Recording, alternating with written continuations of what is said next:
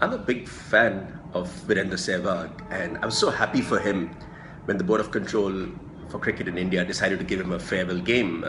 It was so nice to see him out with his family at that last Test match between India and South Africa. Uh, but something else happened during that game which left me a little disappointed.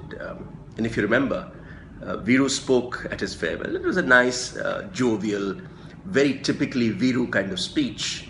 He thanked his captains, if you remember. He thanked Ajay Sharma and Ajay Jadeja, and he thanked Saurav and Sachin and Rahul and even Anil Kumble. But one name was conspicuous by its absence. Viru didn't make any mention of MS Dhoni. Now, we've all heard stories of how not all was well between the two of them, how perhaps Sehwag felt that Dhoni might have, in a sense, hastened the end of his career. But it would have been so much nicer for two great servants of the game, for two terrific India players, to have actually let bygones be bygones. I do remember that when Sehwag decided to retire, one of the first tweets came from MS, who said he hadn't seen Viv Richards bat, but seeing Viru was probably a very similar feeling, watching such a destructive great bat at work.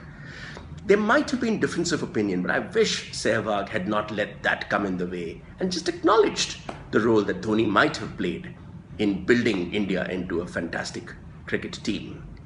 I think it's a mistake that many of us make.